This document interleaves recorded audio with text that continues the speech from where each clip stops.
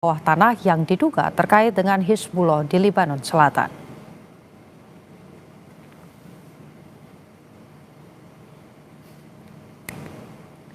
Video yang dirilis oleh IDF memperlihatkan ledakan di Mazra'at Bayot El Sayed atau maksud kami Bayot El Sayed di distrik Lebanon. Mengenai tanggal pengambilan video belum dapat diverifikasi secara independen pada saat publikasi. Sebelumnya Israel juga mengklaim telah menemukan dan menghancurkan 2 terowongan bawah tanah di Lebanon Selatan di dekat Kantara yang diduga milik Hizbullah.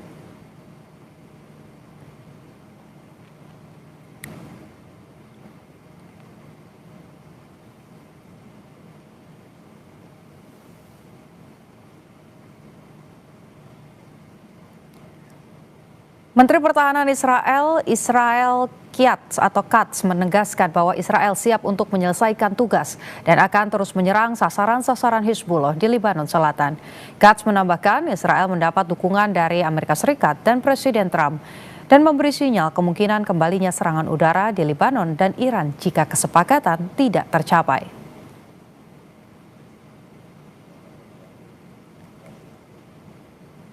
חיזבאללה ספג מכות קשות ביותר במהלך השנתיים וחצי האחרונות וגם במהלך מבצע שאגת הארי, וכעת בתוך מכלול הנסיבות האזוריות עלינו להשלים את המלאכה כדי לוודא את הסרת האיום מול תושבי הצפון ומעל מדינת ישראל.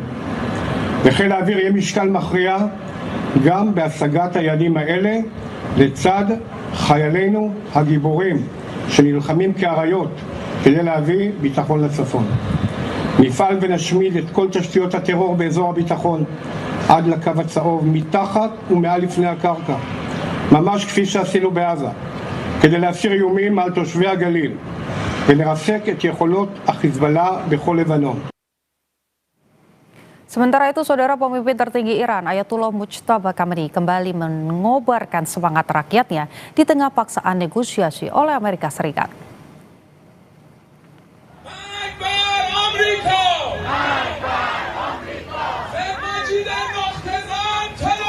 Dalam pernyataan yang dibacakan penyiar berita televisi, Mujtaba bilang Republik Islam akan melindungi kemampuan nuklir dan rudal Iran sebagai aset nasional. Mujtaba berusaha mengambil sikap tegas setelah Presiden Amerika Serikat Donald Trump berupaya mencari kesepakatan yang lebih luas guna memperkuat gencatan senjata yang saat ini dinilai sedang rapuh.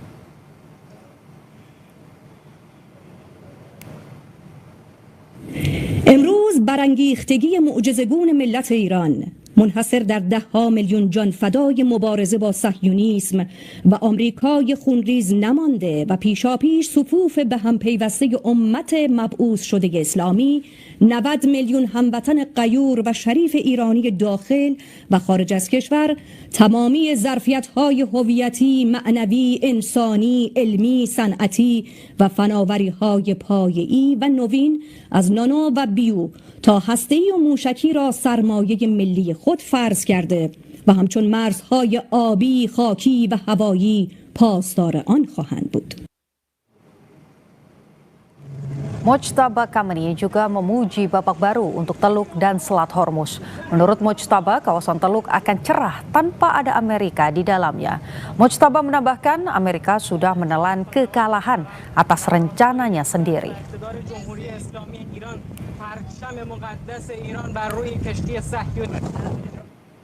حول و قوه الهی، آینده درخشان منطقه خلیج فارس، آینده بدون آمریکا و در خدمت پیشرفت، آسایش و رفاه ملت‌هایش خواهد بود. ما با همسایگانمان در پهنه آبی خلیج فارس و دریای عمان هم سرنوشت هستیم و بیگانگانی که از هزاران کیلومتر دورتر طمعکارانه در آن شرارت می‌کنند جایی در آن ندارند مگر در قعر آبهایش. و زنجیره این ظفر که به لطف پروردگار تبارک و تعالی در سایه تدابیر و سیاست‌های مقاومت و راهبرد ایران قوی محقق شده است، تلیعه نظم جدید منطقه و جهان خواهد بود. Presiden Amerika Serikat Donald Trump kembali mengklaim Iran sangat ingin membuat kesepakatan untuk berdamai. Dia menyebut Iran mau bersepakat karena militernya telah hancur. Menjawab pertanyaan wartawan di Washington DC, Donald Trump bilang angkatan bersenjata Iran sudah 82% hancur. Karena itu, pemimpin Iran sangat ingin segera membuat kesepakatan. Namun menurut Trump, kesepakatan sulit dicapai karena para pemimpin Iran pun terbelah.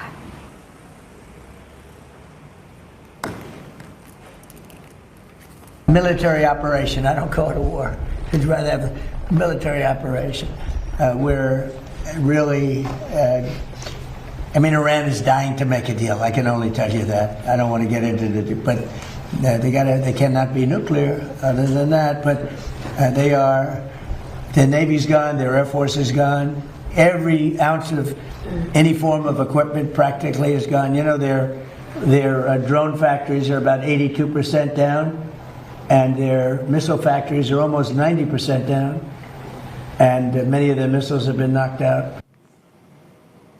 Mandeknya negosiasi Amerika Serikat Iran yang berkepanjangan membuat pemimpin tertinggi Iran justru semakin meneguhkan posisi Iran dengan memberlakukan hukum baru di Selat Hormuz. Namun di sisi lain, posisi Trump kini semakin terpojok dalam Kongres. Lantas bagaimana strategi Amerika Serikat Iran di Hormuz? Dan berikut cuplikan tayangan program Bola Liar. Dan Iran ini sama-sama sebenarnya saat ini sedang dikejar waktu. Amerika Serikat ini dikejar waktu karena urusan tekanan politik dalam negeri, lalu kemudian kenaikan harga dari bidang energi. Sementara Iran ini sekarang juga secara ekonomi sudah cukup terdesak nih. Karena Iran ini merugi sekitar 435 juta USD per hari, dan kalau diakumulasikan sekitar 13 miliar USD per bulannya. Itu kan jumlah yang sangat besar. Nah, saya rasa di sini baik Trump maupun Khamenei ini berusaha untuk melakukan yang namanya menaiki escalation ladder. Dua-duanya berusaha untuk meningkatkan tingkat dari agresivitas masing-masing untuk bisa mendapatkan daya tawar yang lebih atau leverage di dalam perundingan tersebut. Saya rasa di sini sebenarnya dari Iran ini sendiri posisinya menjadi semakin keras karena dia tahu bahwa ya ketika dia kemudian mundur, ini kan existential threat untuk mereka dan tidak mungkin mereka akan. Jadi ini kalkulasi yang matang menurut Anda? Bukan hanya retorika? Betul, karena menurut saya di sini Iran ini berusaha untuk melakukan protracted war. Dia berusaha untuk membuat perangnya semakin panjang sehingga kemudian daya tawar Iran semakin tinggi. Yang ingin dicekik oleh Amerika sekarang ini adalah kemampuan elit Iran, dalam hal ini IRGC, begitu ya, untuk terus-menerus mempertahankan dominasinya di masyarakat. Intinya kalau mereka tidak bisa jual minyak, ya kan nggak ada uang. Kalau nggak ada uang, gimana caranya mereka bisa mempertahankan elitnya di bawah? Dan ada satu lagi problem yang lebih besar yang dihadapi oleh Iran. Tadi sempat disebutkan, ini bukan hanya soal mereka pompa minyak dialirkan, apakah lewat laut atau sekarang dicoba lewat darat secara ya rahasia begitu ya. Kalau itu mereka tidak berhasil lakukan, itu ada analisa yang menyatakan antara 12 sampai 24 hari ke depan, kalau itu tidak dialirkan secara maksimal, itu sumurnya rusak. Dan itu hampir ribuan jumlahnya atau separuh dari sumur minyak yang ada di Iran itu bisa rusak. Kalau rusak ya kemampuan Iran untuk membiayai seluruh kekuatan ekonominya itu kan akan jadi terganggu. Sejauh mana mereka bisa bertahan dengan blokade berkepanjangan dari Trump? Saya rasa ini saat ini adalah sulit gitu. Tadi sudah dikatakan Bung Riko bahwa kalau dia punya minyak tidak bisa dialirkan, dia akan terjadi masalah gitu. Ya tentu saja saat ini adalah perang narasi ya, bahwa mereka itu bertahan. Jadi kita tidak tahu bahwa mereka harus memberikan suara yang keras dengan mendapatkan simpati dunia. Dan saya rasa dunia memberikan simpati kepada Iran gitu. Nah itu yang harus dimenangkan oleh mereka gitu. Siapa yang akan jatuh dengan karma minyak ini? Nah ini kan saya kira menarik ya. 93 Soviet itu jatuh juga karena minyak. Apa yang terjadi? Soviet hancur itu karena Amerika dan Saudi menjatuhkan nilai minyak itu sampai di bawah 32 US barrel.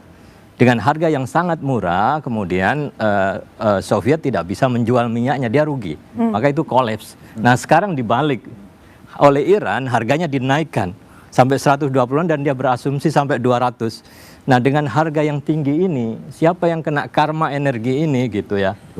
Apakah Eropa, Amerika, atau kemudian Iran yang sudah biasa hidup susah begitu ya? Atau Rusia, ya Rusia juga semakin kuat posisinya ketika minyaknya semakin tinggi gitu. Dulu dia hancur karena terlalu rendah. Rusia dan Cina tidak mau eskalasi di Timur Tengah ini meledak, ya. Tetapi mereka juga berharap secara strategis bahwa kemampuan Amerika tuh terpecah, berkurang karena konflik ini. Gitu. Sama seperti mereka juga tidak mau Iran punya senjata nuklir, tapi mereka juga tetap mendukung Iran jadi di batas itu. My impression is you thanked him by a text or a phone call. You didn't even do it to his face. Tag, you're it. Or, you know, if President Madison had said, well, the British just burned down one hand, and then a 2-month mission is a quagmire. That's a false equivalation. Menteri Urusan Perang Amerika Serikat Pete Hegseth dicucar habis-habisan di hadapan Kongres yang meminta pertanggungjawaban soal perang di Iran. Selama berjam-jam sesi public questioning bersama Ketua Kepala Staf Gabungan, Hegseth menghadapi pertanyaan tentang tujuan jangka panjang dan timeline perang di Iran, termasuk pertanyaan tajam tentang apa yang harus dibayar rumah tangga Amerika akibat dampak ekonomi dari perang dengan Iran. Hegseth juga didesak untuk menjelaskan soal pemecatan perwira tertinggi Angkatan Darat, Jenderal Randy George. How is this war going? Do you think we're winning? Militarily on the battlefield, it's been an astounding military success. No, but are we winning the war? Absolutely. Okay, so do you call Iran closing the Strait of Hormuz winning? Well, I would say the blockade that we hold that doesn't allow anything to come in or out of Iranian ports. Okay. Do you know how much it will cost Americans in terms of their increased cost in gas and food over the next year because of the Iran war? I would simply ask you what the cost is of an Iranian nuclear bomb. I'm going to give you that opportunity. I would simply ask you what the... you're playing gotcha questions about domestic things. I'm not... You're saying it's a gotcha question to ask what it's going to be. Iran holding that strait at issue with nuclear weapons. It's $631 billion, which means it's an increase of $5,000 a year for American households. General George, let's talk about a guy who's a patriot, somebody who every single person here in this dais and down there in that audience and out there in this world has huge admiration for. Why did he get fired? My impression is you thanked him by a text or a phone call. You didn't even do it to his face. Presiden Amerika Serikat Donald Trump tak mempermasalahkan jika timnas sepak bola Iran bakal mengikuti ajang Piala Dunia yang digelar di Amerika Serikat. Donald Trump sepakat dengan apa yang akan diputuskan FIFA soal keterlibatan timnas Iran di Piala Dunia. Well, if Johnny said it, I'm okay. Did Johnny say it? He did. What if they Johnny win? Infantino, that's a piece of work. What if they win? Well, if they win, we'll have to worry about that. That's not. I'm going to have to worry about that one. Look, you know what? Let him play well. Johnny's fantastic. You know, he's a friend of mine, and he talked about it. I said, you do whatever you want. You can have him. You don't have to have him. Probably have a good team. I don't know. Do they have a good team? Do you have any idea? I have no idea. Would be hard to believe, actually. But I think let him play. Right? Breaking News Kompas TV, saudara akan kembali usai jeda.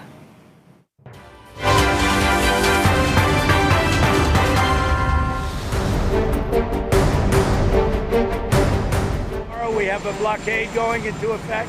That'll be 10 o'clock tomorrow. Other nations are working so that Iran will not be able to sell oil.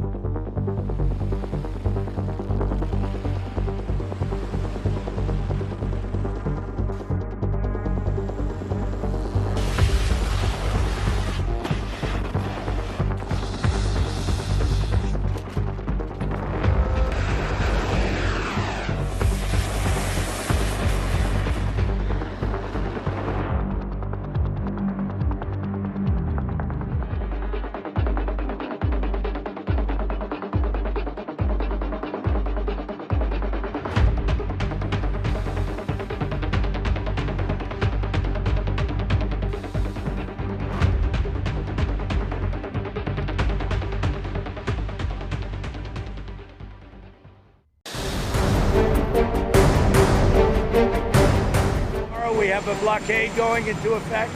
That'll be 10 o'clock tomorrow. Other nations are working so that Iran will not be able to sell oil.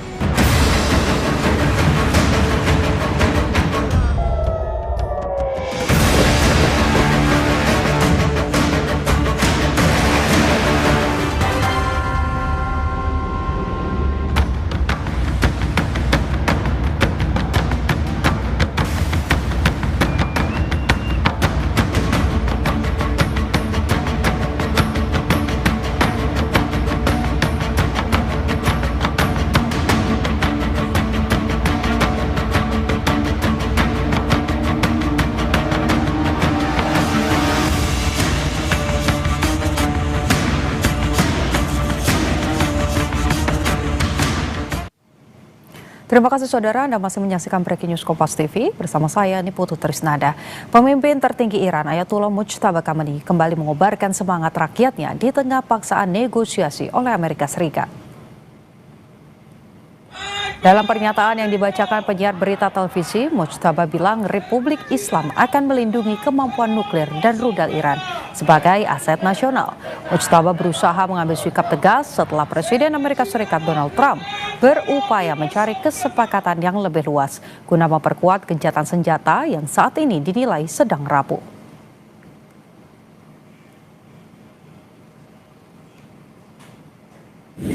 امروز برانگیختگی معجزه‌گون ملت ایران منحصر در 10 میلیون جان فدای مبارزه با صهیونیسم و آمریکای خونریز نمانده و پیشاپیش صفوف به هم پیوسته امت مبعوث شده اسلامی 90 میلیون هموطن غیور و شریف ایرانی داخل و خارج از کشور تمامی ظرفیت‌های هویتی، معنوی، انسانی، علمی، صنعتی و فناوری‌های پایه‌ای و نوین از نانو و بیو تا هسته‌ای و موشکی را سرمایه ملی خود فرض کرده و همچون مرزهای آبی، خاکی و هوایی پاسدار آن خواهند بود.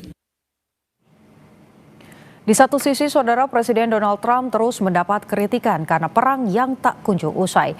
Dia juga menghadapi tenggat waktu untuk mendapat persetujuan Kongres soal perpanjangan perang di Iran.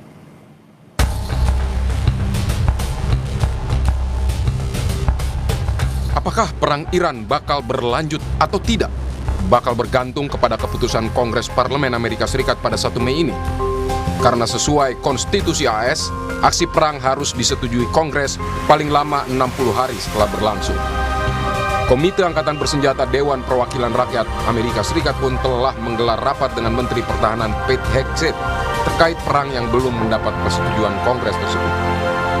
Hegseth dikritik soal alasan untuk melanjutkan perang, padahal sudah menyatakan bahwa seluruh fasilitas nuklir Iran dihancurkan. Namun Hegseth menjawab bahwa Iran masih memiliki ribuan rudal dan Amerika Serikat harus tetap melanjutkan perang. Had to start this war, you just said, 60 days ago, because the nuclear weapon was an imminent threat. Now you're saying that it was completely obliterated? They had not given up their nuclear ambitions, and they had a conventional shield of thousands of missiles. So Operation Midnight Hammer accomplished nothing of substance. It left us at exactly the same place we were before. So much so their facilities were bombed and obliterated. Their ambitions continued, and they're building a conventional shield. Let me try. Sementara dalam pernyataan resmi yang dibacakan presenter televisi, pemimpin tertinggi Iran Ayatollah Mujtaba Khamenei menyebut kemampuan teknologi seperti bioteknologi, nanoteknologi, nuklir, dan rudal merupakan aset nasional yang bakal dilindungi. 90 میلیون هموطن غیور و شریف ایرانی داخل و خارج از کشور تمامی ظرفیت‌های هویتی، معنوی، انسانی، علمی، صنعتی و فناوری‌های پایه‌ای و نوین از نانو و بیو تا هسته‌ای و موشکی را سرمایه ملی خود فرض کرده و همچون مرزهای آبی، خاکی و هوایی پاسدار آن خواهند بود. Presiden Amerika Serikat Donald Trump menyebut aksi di Iran bukan perang, melainkan hanya operasi militer. Dan menurutnya Iran sangat ingin mencapai kesepakatan karena hampir seluruh militernya telah musnah. Military operation, I don't call it a war. I'd rather have a military operation. We're really, Iran is dying to make a deal. I can only tell you that. I don't want to get into it, but They cannot be nuclear. Other than that, but the Navy's gone, their Air Force is gone.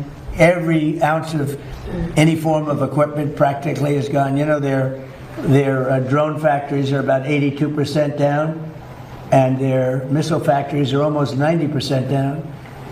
And many of the missiles have been knocked out. Pemerintah AS menyebut telah menghabiskan sekitar 25 miliar dolar Amerika Serikat atau sekitar 434 triliun rupiah dalam perang melawan Iran.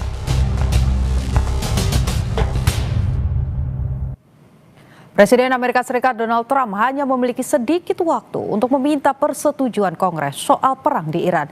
Posisinya yang terjepit membuatnya harus segera keluar dari perang, namun tanpa narasi kekalahan negara adidaya itu dari Iran. Berikut cuplikan perbincangan di program Sapa Indonesia Malam. Selama ini Presiden Trump itu tidak pernah menyatakan bahwa yang terjadi dengan Iran ini adalah perang. Tapi dia menggunakan diksi operasi militer dengan tujuan khusus. Dan di regulasi yang lain, Trump memang bisa menggunakan persetujuan Kongres untuk mendapatkan otorisasi penggunaan militer untuk kepentingan tertentu. Dan memang ini diatur untuk waktu 60 hari pertama ya. Dan kalau kita lihat 1 Mei kan ya besok di waktu Amerika ini sudah 1 Mei berarti 60 hari. Tapi kalau kita lihat di undang-undang, begitu Kongres misalnya memutuskan tidak menyetujui ini, sebenarnya Trump masih punya celah 30 hari masa penarikan mundur pasukan dari medan tempur ini. Nah, dalam pikiran saya 30 hari ini juga sangat mungkin ya akan digunakan oleh Trump untuk memperpanjang perang ini manakala dari pihak militer Iran tiba-tiba misalnya melakukan serangan terhadap fasilitas militer Amerika, apakah pesawat tempurnya atau kapal perangnya. Kalau itu ada serangan dari Iran, maka sangat mungkin itu dijadikan alasan bagi Trump untuk kemudian melanjutkan konflik bersenjata dengan Iran ini ya. Nah, jadi kalau kita lihat apakah ini akan berlanjut atau tidak, ini memang kita harus tunggu bagaimana reaksi dari Iran. Itu satu. Yang kedua, yang jelas kalaupun misalnya perang ini ada intensi untuk dilanjutkan, pemerintahan Trump ini punya kendala terkait dengan belum disetujuinya pengajuan tambahan anggaran yang salah satunya digunakan untuk pembiayaan perang di Teluk Persia ini. Dan saya kira itu akan menjadi faktor gangguan terbesar bagi Trump. Oke, kita bahas dulu yang pertama. Berarti artinya disetujui atau tidak, masih ada waktu 30 hari bagi Trump untuk ya melihat tadi apakah ada gerakan dari Iran duluan atau tidak. Artinya ini juga bisa mempengaruhi nggak setuju atau tidaknya di Kongres ini berarti Pak? Itu sangat mungkin. Tetapi Iran juga memahami betul. Oleh karena itu kalau kita lihat, Iran cuma menyatakan bahwa mereka juga menang dalam perang ini dan mereka siap terus mengembangkan pengayaan uraniumnya begitu ya untuk keamanan nasional dan kepentingan nasionalnya.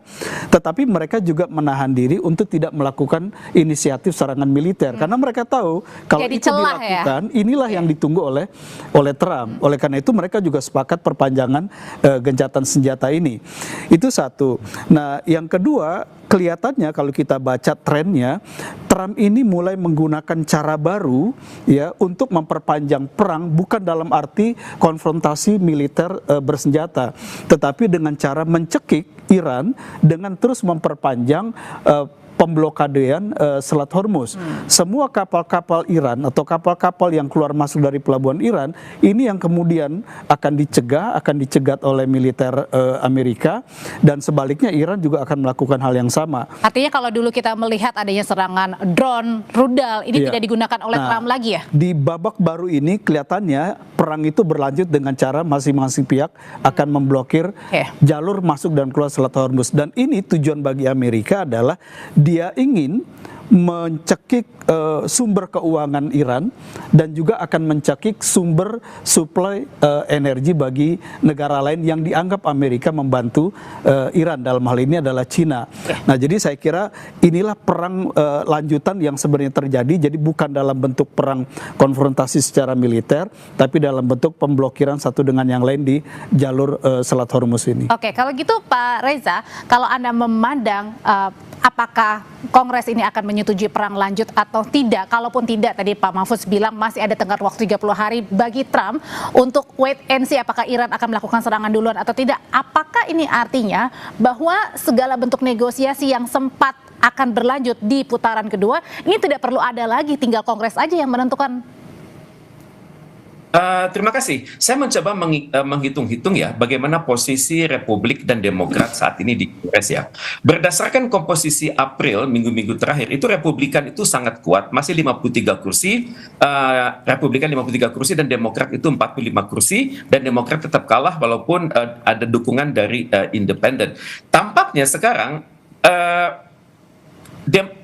DPR sangat sulit menentukan sikap karena kalau kita perhatikan statement dari tokoh-tokoh Republik seperti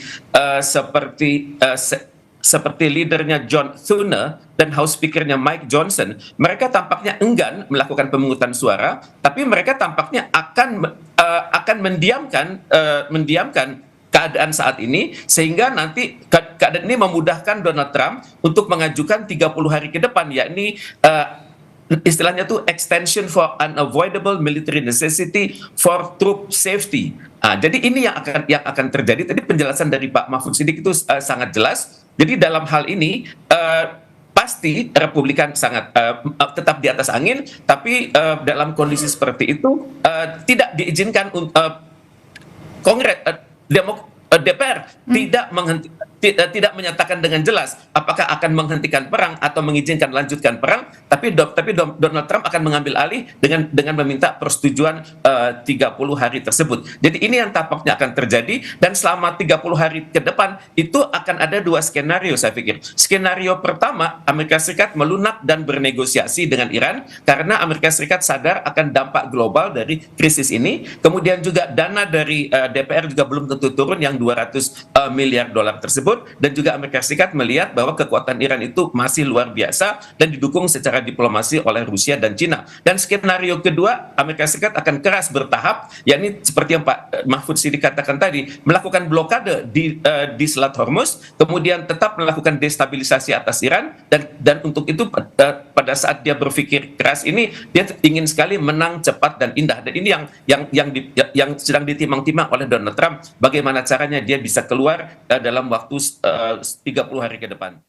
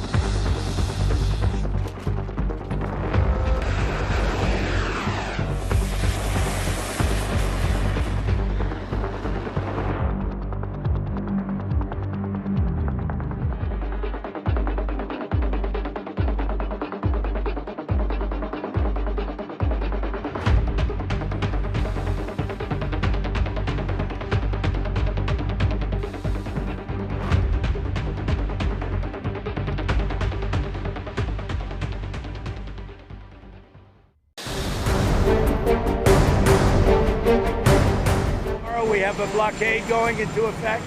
That'll be 10 o'clock tomorrow. Other nations are working so that Iran will not be able to sell oil.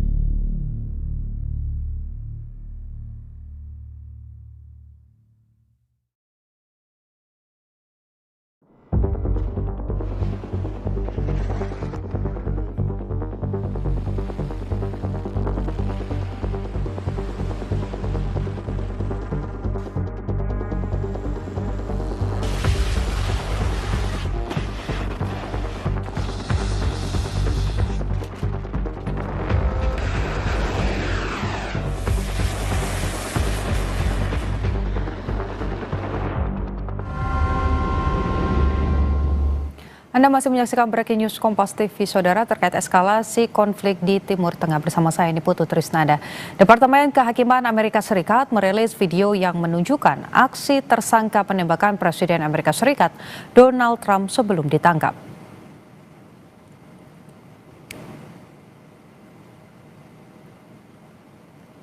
Video yang dirilis memperlihatkan Cole Allen menerobos pos pemeriksaan keamanan di luar aula perjamuan yang menjadi tempat penyelenggaraan makan malam. Rekaman menunjukkan Allen yang mengenakan mantel hitam keluar dari pintu dan menerobos pos pemeriksaan keamanan yang sedang dibongkar. Anggota Dinas Rahasia Amerika Serikat terlihat sempat meletuskan senjata ke tersangka dan membuat anggota lain yang berjaga ikut menodongkan senjata ke arah pelaku yang berlari.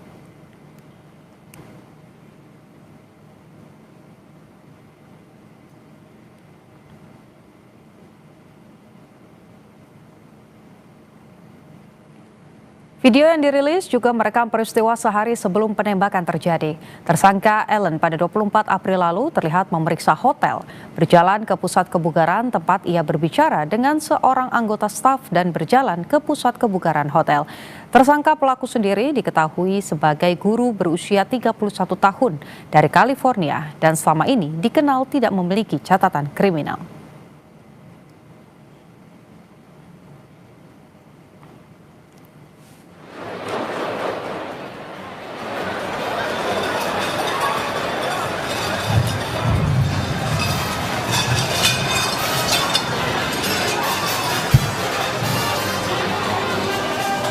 Dalam peristiwa penembakan terhadap Trump, Departemen Kehakiman menyebut aksi pelaku sebagai upaya pembunuhan terhadap Presiden Donald Trump dan mengatakan tersangka bermaksud untuk menjatuhkan sebanyak mungkin pejabat kabinet berpangkat tinggi. Tersangka menghadapi 3 dakwaan federal, yaitu percobaan pembunuhan terhadap Presiden Amerika Serikat, pengangkutan senjata api antar negara bagian, dan penembakan senjata api dalam aksi kekerasan. Up and we're going to move to the door. Okay. All right. Katie, do you have all your stuff? Katie, you got your stuff?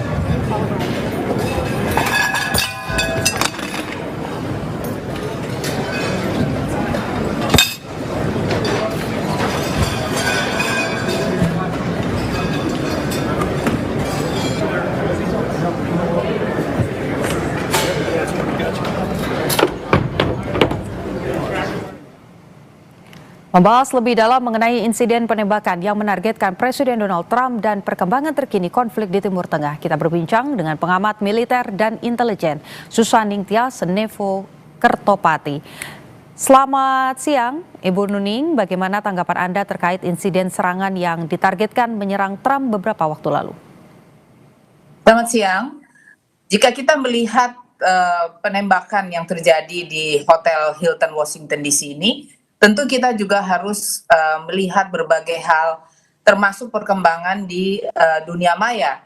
Karena yang kita lihat itu ada praduga dari netizen yang mengatakan bahwa hal tersebut itu sekedar false flag atau rekayasa untuk menaikkan leverage dari Trump sendiri yang menurut penilaian media di Amerika mengalami penurunan dalam image buildingnya karena dilihat ada dianggap ada kekeliruan, ketergesa-gesaan, lalu kemudian ada juga keputusan yang dilakukan untuk melakukan perang dengan Iran itu merupakan satu hal yang keliru.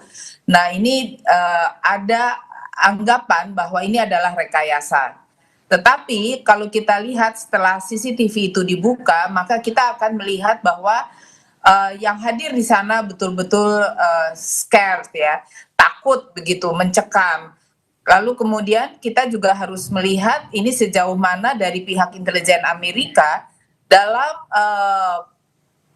mengelola persiapan di mana Presiden Amerika Donald Trump akan mengadakan satu gathering dengan korespondensi media yang ada di sana.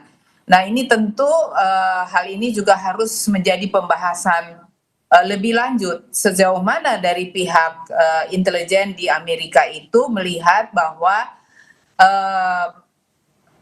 harus dipersiapkan dengan sungguh-sungguh, jangan sampai ada pendadakan atau pihak keamanan kecolongan. Terbukti dengan Secret Service ada yang kena tembak ya oleh call ini. Nah, saya melihat bahwa kemungkinan ini rekayasa mungkin tidak terlalu besar ya, karena kalau kita lihat dari CCTV itu memang orang-orangnya tuh kelihatan nampak takut menghadapi ini semua.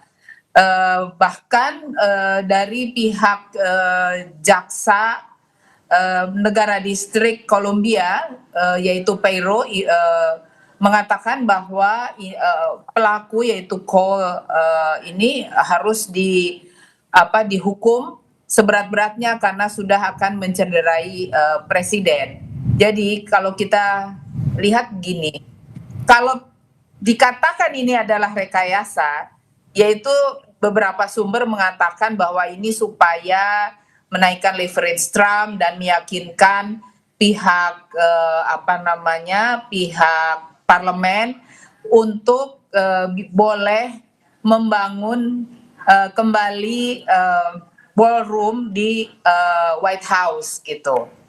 Bisa saja itu terjadi, tetapi kita juga harus melihat ini di dalam satu keadaan sedang berperang dengan Iran. Apa saja bisa terjadi, disepsi dan pihak-pihak dari orang yang tidak menyukai apa yang dilakukan oleh Presiden Trump untuk melakukan hal-hal tak terduga yang mengganggu keamanannya. Oke, kalau tadi kita sempat memutarkan begitu CCTV di mana pelaku ini nampak menerobos pada saat pengamanan atau gerbang pengamanan ini dibereskan. Padahal Presiden Donald Trump masih ada di ruangan. Jadi Anda melihat kalau tadi misalnya pembahasannya adalah ini mungkin hanya rekayasa, Anda melihat apakah ini berarti ada celah atau kesalahan pada proses pengamanan Presiden dalam acara makan malam tersebut? Justru saya katakan bahwa kemungkinan ada rekayasa itu kecil. Tetapi dalam hal ini tadi saya sudah sampaikan bahwa intelijen Amerika tentu harusnya itu mempersiapkan kehadiran Presiden Amerika itu di dalam satu perjamuan makan itu dengan sungguh-sungguh, lengkap dengan pengamanan berlapis yang protokol biasa lakukan untuk mempersiapkan segala acara yang untuk presiden mereka begitu. Tentunya ini seperti di Indonesia kan ada pas pampres. Jika sampai ada hal yang kiranya dapat mencederai atau melukai presiden, ini tentu tidak main-main ya. Harus dilihat apakah ini juga ada campur tangan negara lain, ataukah juga ada agen-agen intelijen yang bertebaran di situ. Nah, tentu hal ini juga melemahnya sistem penjagaan itu harus menjadi evaluasi. Jadi tidak bisa dikatakan jika Cole ini sudah ditahan seumur hidup katanya jaksa dari Columbia, itu sudah selesai. Ini harus ada proses untuk mengevaluasi pihak keamanan, lalu kemudian pihak intelijen itu sendiri. Dan ini IO-nya, jadi semacam kayak IO, jadi pihak yang mengurus acara tersebut, kita juga harus tahu apakah ini kemungkinan ya probabilitas bisa saja dibayar oleh pihak-pihak tertentu yang tidak menyukai Trump atau negara lain yang tentu melihat ini adalah satu hal yang harus menjadi kekuatan mereka untuk menghancurkan atau menghantam pihak dari Presiden Trump itu sendiri. Oke, kalau kita lihat, kita tarik ke belakang begitu sebelumnya ini bukan kali pertama begitu ya ada percobaan pembunuhan terhadap Donald Trump. Kalau kita sama-sama sepakat bahwa ini bukan rekayasa begitu. Pada saat kampanye juga sempat terjadi percobaan pembunuhan di mana Trump pada saat berkampanye berorasi ini kemudian ada tembakan dan kemudian meskipun tidak serta-merta ya, tapi ini membuat posisi Trump pada saat kampanye dan juga pada proses pemilihan presiden ini juga cukup berdampak pada bagaimana masyarakat melihat Trump begitu dan arahnya adalah positif. Kalau Anda melihat aksi penyerangan yang terjadi pada acara perjamuan makan malam ini, apa dampaknya? Apakah benar-benar bisa mengembalikan kepercayaan publik begitu atau justru publik Amerika Serikat secara dalam negeri ini sudah kehilangan kepercayaan sepenuhnya pada Donald Trump? Baik, kalau kita lihat ini bisa terjadi berbagai hal pandangan dari masyarakat, dari warga negara Amerika itu sendiri. Karena kan kita bisa lihat di X itu ramai sekali yang mengatakan ini adalah false flag ya, suatu keadaan rekayasa. Jadi kalau itu bisa muncul, itu kan sepertinya ada pandangan dari masyarakat bahwa Trump ini ingin menaikkan leverage-nya, bahkan ada yang lebih nyinyir lagi yaitu ingin meyakinkan berbagai pihak bahwa ballroom di White House itu memang pantas didirikan begitu untuk supaya presiden tidak perlu ke hotel atau apapun sehingga tetap ada di White House yang tingkat keamanannya tentu lebih bagus. Tetapi dalam hal ini jika kita lihat pada saat kampanye yaitu Trump mendapatkan tembakan bahkan dikena ya di pelipisnya itu kita melihat banyak aja orang yang tentu tidak menyukai terpilihnya Trump, mungkin dia berpihak kepada Demokrat, lalu kemudian juga bisa saja mereka juga tidak ingin bahwa Amerika itu dipimpin kembali oleh Trump. Tetapi pada saat itu syukur alhamdulillah itu tidak terjadi hal yang lebih buruk dari sekedar tertembaknya pelipis. Nah, kita bisa tahu bahwa di daerah di mana Trump tertembak itu dulu, itu justru daerah yang Republikannya tuh lebih banyak gitu. Di sini kan juga kita harus melihat sesuatu hal yang di luar dugaan. Kita juga harus selalu waspada. Nah, kewaspadaan ini yang tentu harus dilakukan oleh berbagai pihak, yaitu utamanya pihak intelijen, baik FBI maupun CIA itu juga harus serta-merta menjaga presiden mereka ya. Suka tidak suka Trump adalah presiden terpilih. Jadi ini harus kewaspadaan itu justru bukan hanya sekedar menilai pihak-pihak yang ada di dalam negeri Amerika, tetapi keterlibatan dari negara lain tentu saja itu juga harus menjadi hal-hal yang masuk ke pengumpulan bahan keterangan intelijen yang kemudian mereka kelola. Harus ada output apa sebenarnya ini yang terjadi, apakah betul ada orang yang menginginkan Trump itu tewas atau bagaimana begitu. Nah, ini memang tentu saja aneka ragam pendapat yang terjadi di Amerika dan dunia terkait dengan peristiwa ini harus menjadi satu evaluasi dan kewaspadaan bagi Amerika itu sendiri, dan tentu ini kita bisa menjadikan mirror effect kepada negara-negara lain termasuk Indonesia. Jangan sampai pas pampres lalai, lalu kemudian intelijen kita juga lalai, jangan sampai yang terjadi di Amerika bisa terjadi di Indonesia begitu. Oke, tapi kalau Anda melihat serangan yang terjadi kali ini begitu, memang belum ada statement ataupun pernyataan lebih lanjut lagi terkait dengan motif dari pelaku sendiri. Tapi Anda melihat ini, insiden serangan ini, apakah memang upaya ketidakpuasan kemudian ketidakpuasan terhadap perang yang saat ini tengah terjadi begitu antara Amerika Serikat, Iran dan Israel? Bisa saja bahwa ini adalah satu hal kita katakan sebagai upaya untuk menyatakan kepada publik bahwa publik itu tidak mau berperang, tidak setuju dengan apa yang diputuskan oleh Trump ya. Lalu kemudian mungkin saja yang apabila ini call yang guru ini memang ada agenda negara lain, negara mana melakukan blockade kepada Selat Hormuz. Dan demikian juga pihak Iran. Jadi ini saling menjaga keluar masuknya kapal itu kan menjadi perdebatan sendiri. Lalu kemudian juga geoekonomi, geostrategi yang ada di dunia ini bisa dibilang di kawasan itu sedang kacau balau ya, sehingga bisa saja hal itu terjadi bukan call semata.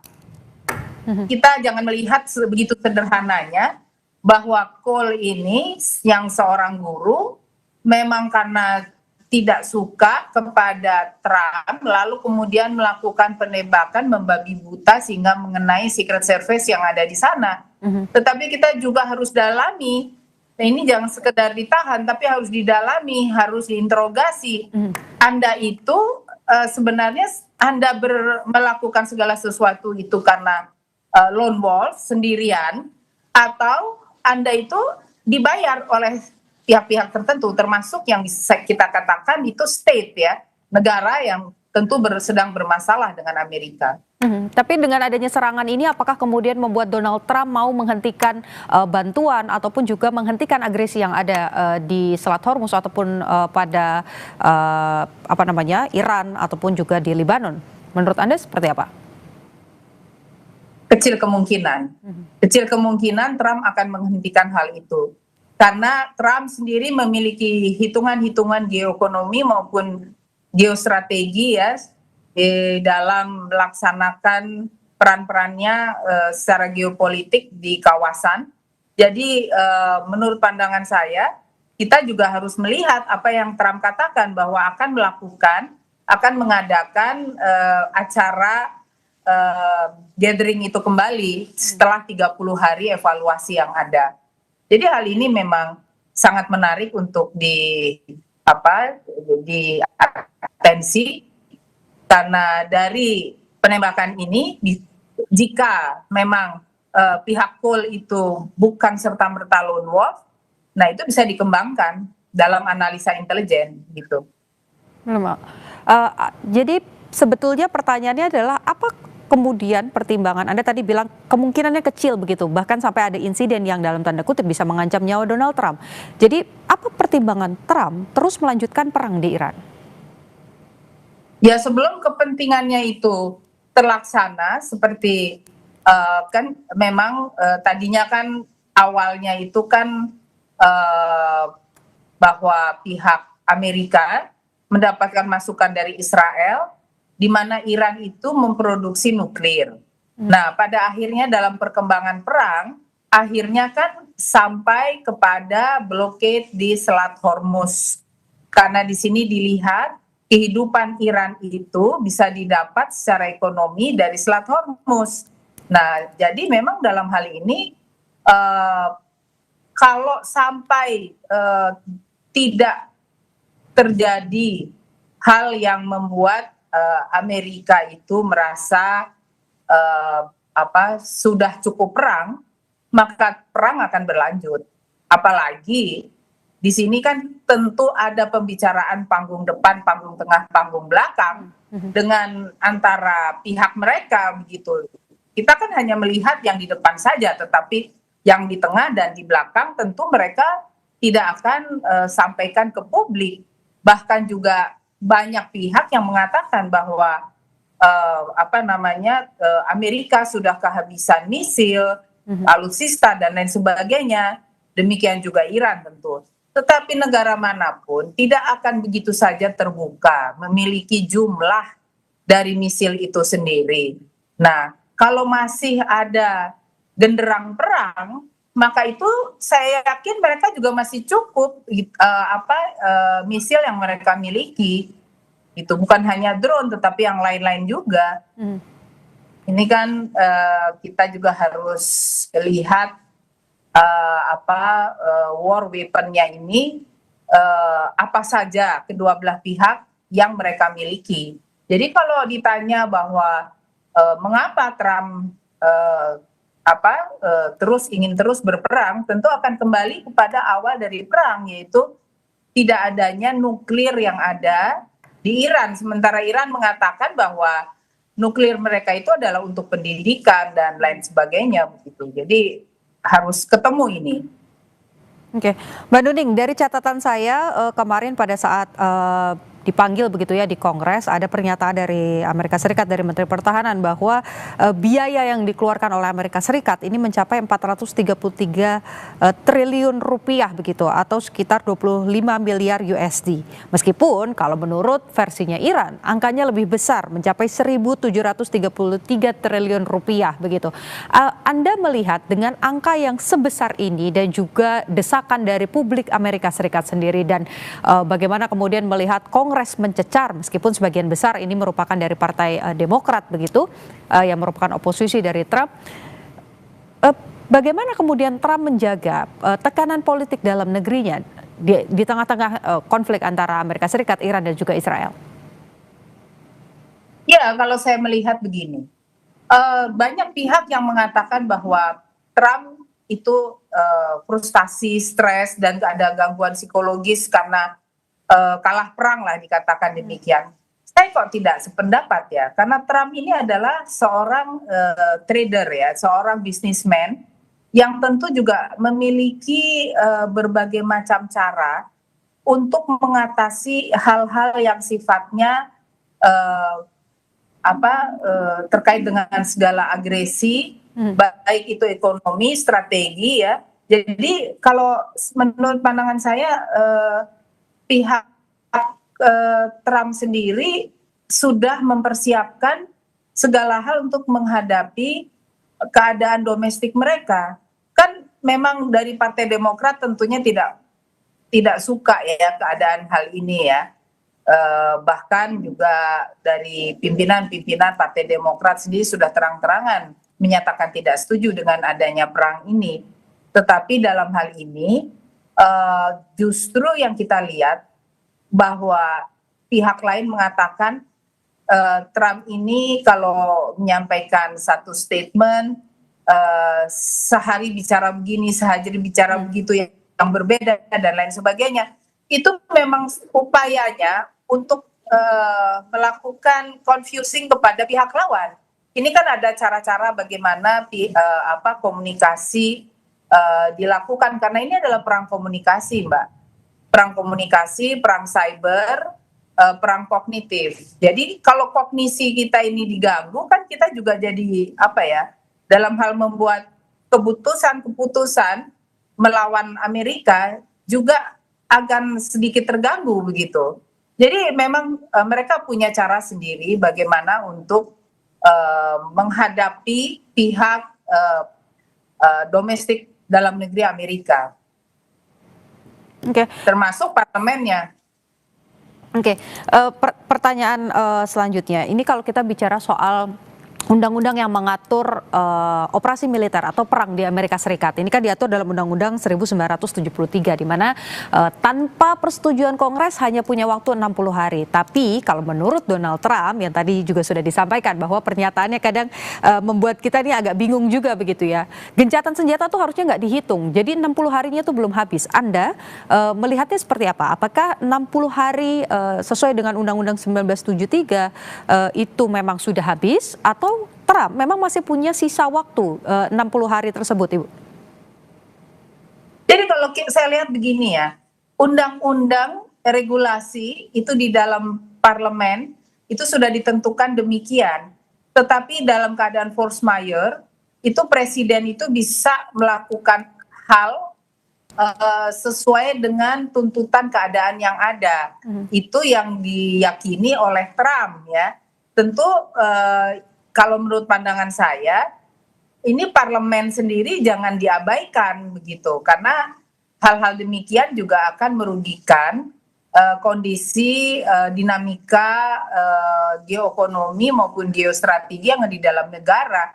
Karena kan memang kenaikan bahan bakar di Amerika sendiri sudah semakin membuat masyarakat marah ya, terutama pihak-pihak yang segala sesuatunya itu menggunakan bahan bakar. Lah, ini kalau menurut pandangan saya tuh memang saya rasa Trump itu jangan lakukan abuse of power sehingga gencatan senjata ini yang seharusnya ada limited time itu dilakukannya lebih daripada itu harus kembali kepada parlemen. Sebenarnya ini pembisiknya saja. Ini saya tuh paling khawatir pihak pembisik dari Trump itu adalah kayak Pete Hegseth ya, sebagai Menhan Amerika. Itu sejauh mana dia juga merasa bahwa kepentingan Amerika untuk berperang itu harus diperpanjang gitu. Yang sebenarnya sudah membuat prajurit yang ada di sana juga mengalami war fatigue ya, kelelahan terhadap perang.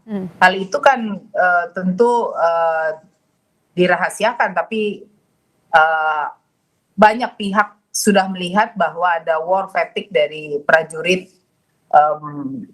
tentara di Amerika gitu. Oke, kalau bicara soal kelelahan perang, apakah ini ada hubungannya dengan penarikan salah satu kapal induk terbesar Amerika Serikat dari Teluk Persia? Tapi ditahan dulu jawaban Anda, Ibu, karena kita akan kembali lagi di Breaking News Kompas TV usai jeda.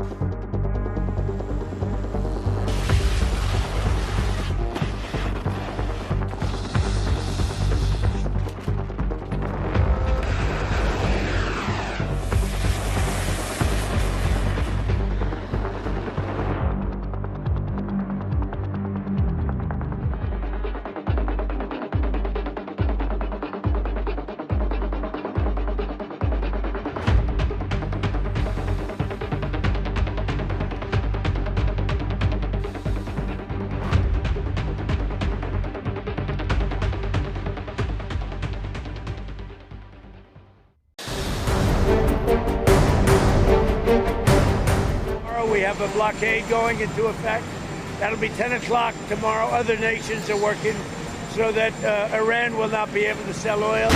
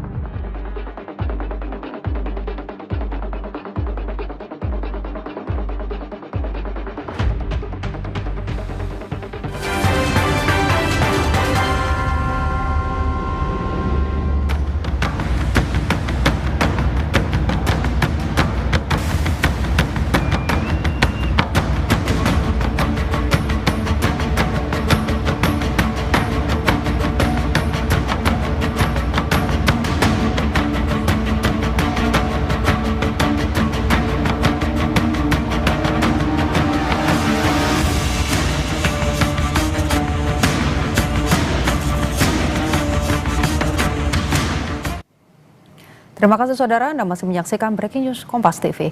Menteri Urusan Perang Amerika Serikat Pete Hegseth dicecar habis-habisan di hadapan Kongres yang meminta pertanggungjawaban soal perang di Iran. Selama berjam-jam sesi public questioning bersama Ketua Kepala Staf Gabungan dan Ken, Hegseth menghadapi pertanyaan tentang tujuan jangka panjang dan timeline perang di Iran, termasuk pertanyaan tajam tentang apa yang harus dibayar rumah tangga Amerika akibat dampak ekonomi dari perang dengan Iran. Hegseth juga didesak untuk menjelaskan soal pemecatan perwira tertinggi Angkatan Darat Jenderal Randy George. How is this war going? Do you think we're winning? Militarily on the battlefield, it's been an astounding military success. No, but are we winning the war? Absolutely. Okay, so do you call Iran closing the Strait of Hormuz winning? Well, I would say the blockade that we hold that doesn't allow anything to come in or out of Iranian ports. Do you know how much it will cost Americans in terms of their increased cost in gas and food over the next year because of the Iran war? I would simply ask you what the cost is of an Iranian nuclear bomb. I'm going to give you that opportunity. I would simply ask you what you're playing gotcha questions about domestic things. I'm not. You're saying it's a gotcha question to ask what it's going to be. Iran holding that straight at issue with nuclear weapons. It's $631 billion, which means it's an increase of $5,000 a year for American households. General George, let's talk about a guy who's a patriot, somebody who every single person here in this dais and down there in that audience and out there in this world has huge admiration for. Why did he get fired? My impression is you thanked him by a text or a phone call. You didn't even do it to his face. Pemerintahan Donald Trump terus disorot usai perang dengan Iran yang tak kunjung selesai. Bagaimana Trump akan mengakhiri perang dengan Iran? Berikut cuplikan perbincangan di Kompas Petang. Kalau penolakan kritik dari dalam negeri Amerika Serikat kan sebenarnya kita sudah dengar dari beberapa waktu lalu. Tapi ketika lebih serius lagi, lebih tegas dari parlemen, apakah ini bakal dipertimbangkan, bakal didengar sama Trump?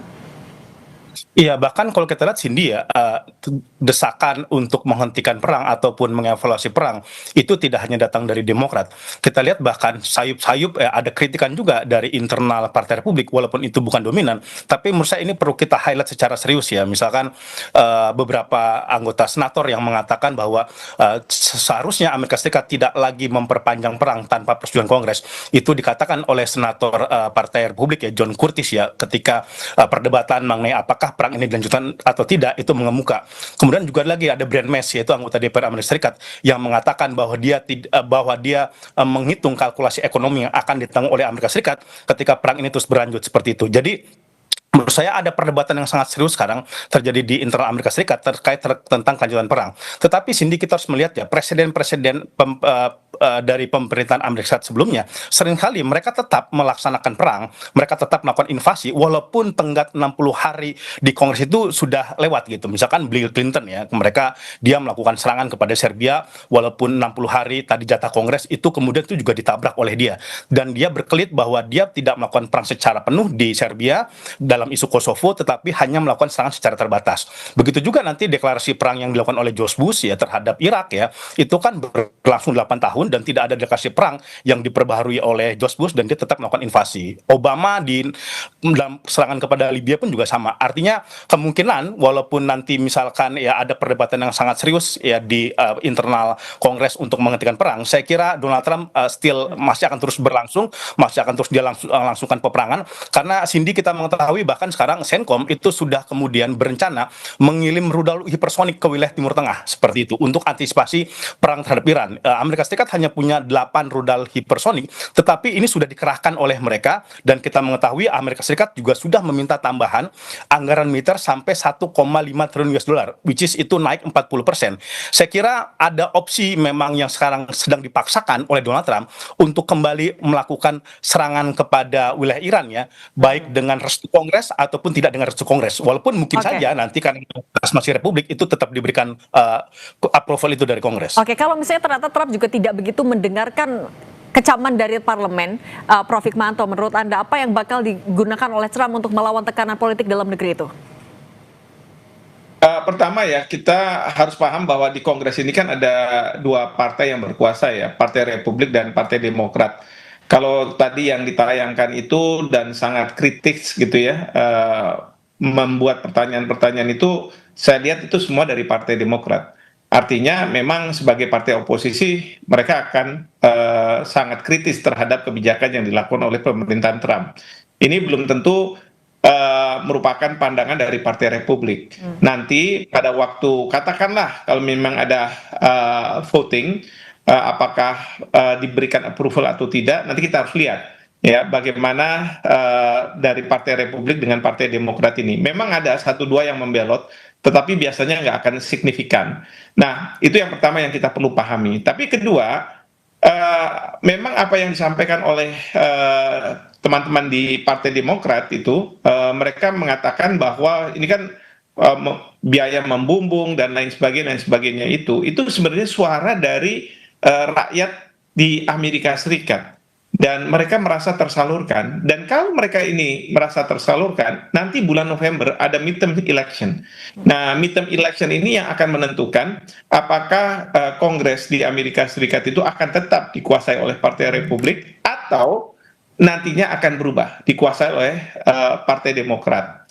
Ya, itu yang kedua. Yang ketiga, sebenarnya Trump ketika sekarang dia mau melanjutkan atau tidak melanjutkan, itu kan harus lihat dari bagaimana publik di Amerika Serikat melihatnya. Nah, yang saya tahu approval rating dari Presiden Trump itu semakin lama semakin turun. Sehingga peristiwa penembakan yang dilakukan oleh Cole itu mungkin saja dimanfaatkan untuk bagaimana bisa menaikkan approval rating itu. Tetapi yang jadi masalah, yang saya lihat di sosial media di Amerika Serikat, justru mereka tidak percaya dengan versi dari pemerintah. Mereka mencoba mengatakan bahwa ini banyak kejanggalan-kejanggalan yang ada. As if ini sandiwara saja, stage gitu ya, disandiwarakan gitu. Nah, ini menunjukkan bahwa Trump ini saat sekarang ini dia harus punya exit strategy bagaimana dia bisa keluar dari perang ini. Karena perang ini kalau dilanjutkan terus dikhawatirkan bahwa Iran akan tetap bertahan dan itu akan mengeluarkan banyak biaya. Tapi di lain sisi Trump tentu tidak mau kehilangan muka, terutama kehilangan muka di dalam negerinya. Nah, oleh karena itu sekarang ini diupayakan berbagai hal exit strategy yang masyarakat di Amerika tidak percaya. Bahkan kalau misalnya soal minyak yang membumbung tinggi, Trump kan mengatakan sudah sesumbar. Amerika nggak butuh kok minyak dari Timur Tengah, dari negara Teluk. Tapi masalahnya pelaku usaha di sana kan melihat harga minyak dunia dan dia gunakan itu sebagai patokan. Nah, ini yang jadi permasalahan.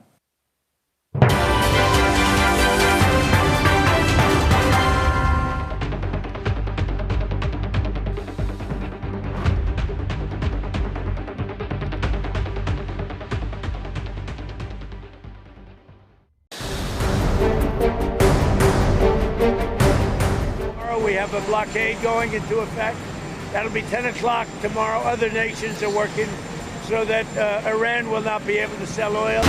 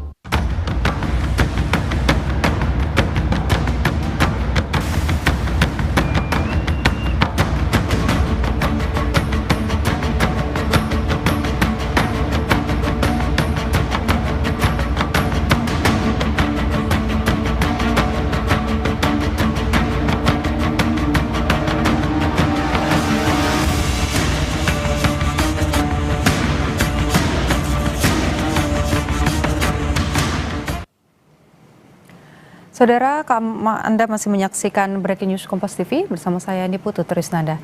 Rekaman video menunjukkan ledakan dahsyat di Lebanon Selatan ketika pasukan Israel menghancurkan terowongan bawah tanah yang terkait Hizbullah.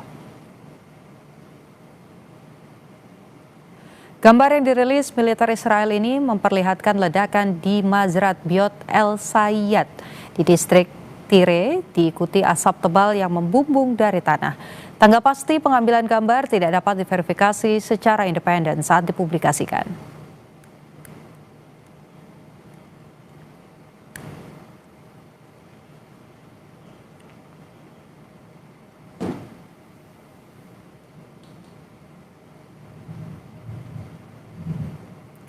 Sementara itu, rekaman serangan Hizbullah terhadap kendaraan Hammer milik tentara Israel terjadi di kota Al-Bayada, Lebanon Selatan pada 29 April lalu melalui serangan udara.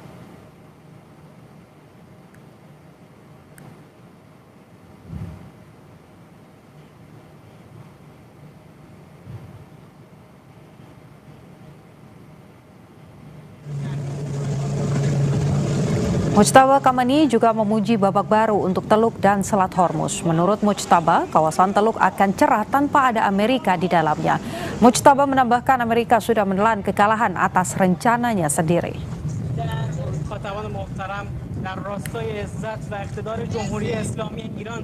وی الهی آینده درخشان منطقه خلیج فارس، آینده بدون آمریکا و در خدمت پیشرفت، آسایش و رفاه ملت‌هایش خواهد بود. ما با همسایگانمان در پهنه آبی خلیج فارس و دریای عمان هم سرنوشت هستیم و بیگانگانی که از هزاران کیلومتر دورتر طمعکارانه در آن شرارت می کنند جایی در آن ندارند مگر در قعر آبهایش و زنجیره این ظفر که به لطف پروردگار تبارک و تعالی در سایه تدابیر و سیاست‌های مقاومت و راهبرد ایران قوی محقق شده است، تلیعه نظم جدید منطقه و جهان خواهد بود.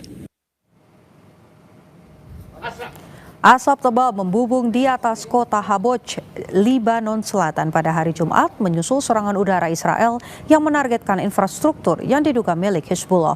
Insiden tersebut menewaskan 6 orang dan melukai beberapa lainnya. Rekaman video memperlihatkan sejumlah ambulans bergegas menuju pintu darurat Rumah Sakit Al-Najdah Al-Sabia untuk mengevakuasi para korban.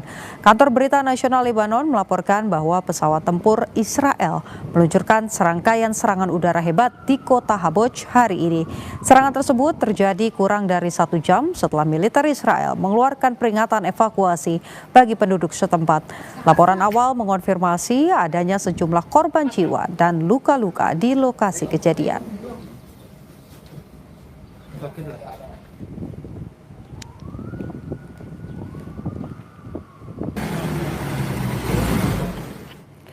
Kita akan lanjutkan diskusi terkait dengan eskalasi di Timur Tengah, khususnya pasca percobaan penembakan terhadap Donald Trump yang terjadi pada perjamuan makan malam bersama dengan pengamat militer dan intelijen Susaning Tias Nevo Kertopati. Mbak Nuning, terima kasih masih bergabung bersama Breaking News Kompas TV. Tadi memang pertanyaan terakhir adalah soal bagaimana mental para prajurit Amerika Serikat. Tapi sebelum jauh ke sana, saya mau bicara soal negaranya terlebih dahulu. Anda tadi meyakini bahwa Amerika Serikat nampaknya di bawah Donald Trump ini masih punya perhitungan soal alutsista, soal pertempuran, biaya, dan lain sebagainya. Tapi bicara soal negara, apakah Amerika Serikat, saya mengutip begitu pernyataan senator, memenangkan perang ini?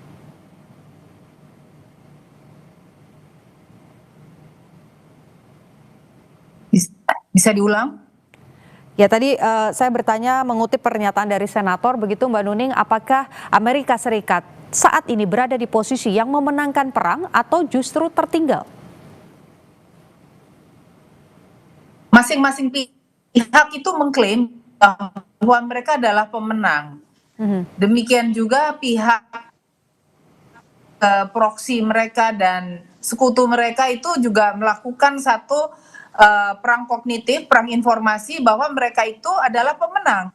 Iran mengatakan mereka lah yang menang, bahkan Mujtaba Khamenei mengatakan bahwa Amerika itu sudah kalah dalam pertempuran. Demikian juga Amerika mengatakan bahwa mereka lah yang menang. didukung oleh Israel yang melakukan gempuran-gempuran kepada Lebanon. Ya, di situ ada Hizbullah, dan tentu mereka harus mengatakan bahwa mereka lah yang menang.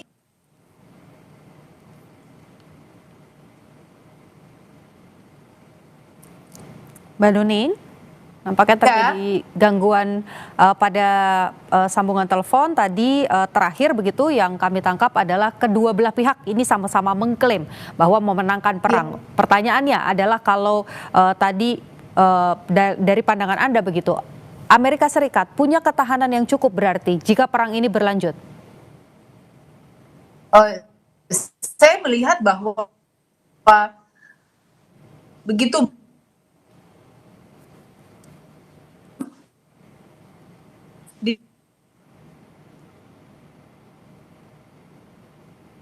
jadi tidak semata-mata Trump itu mengatakan atas nama diri sendiri, ini masih berbagai macam diberikan oleh dirinya, bahwa bukan saja kekuatan alutsista tapi juga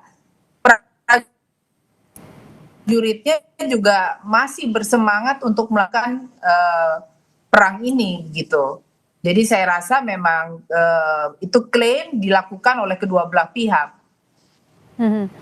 Pertanyaan sebaliknya juga saya tanyakan soal Iran. Kalau Iran, meskipun saat ini masih memegang Selat Hormuz, bahkan kalau saya kutip pernyataan Iran adalah seperti bom waktu Selat Hormuz itu, yang kekuatan yang kemudian dimiliki oleh Iran.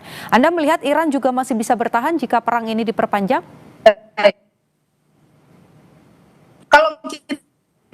Kalau kita bahas Iran ya, ini sekarang Iran itu ya siapa yang memimpin? Mostabah Khamenei kah yang katanya sekarang sedang berada di Rusia dan mengalami luka cukup serius, atau memang Iran gitu.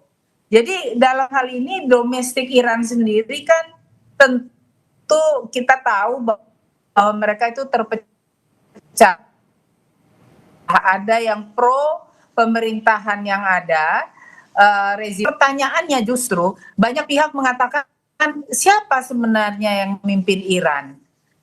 Karena ini ada beberapa pihak yang mengatur dinamika yang ada di pemerintahan Iran itu sendiri.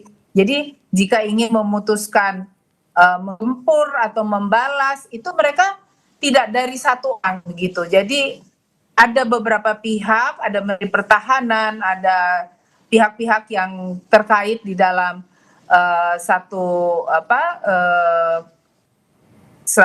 kelompok ini, kelompok pemerintahan ini yang menentukan bagaimana membalas perang dengan Amerika. Nah, ini yang harusnya menjadi satu atensi dan evaluasi terkait dengan adanya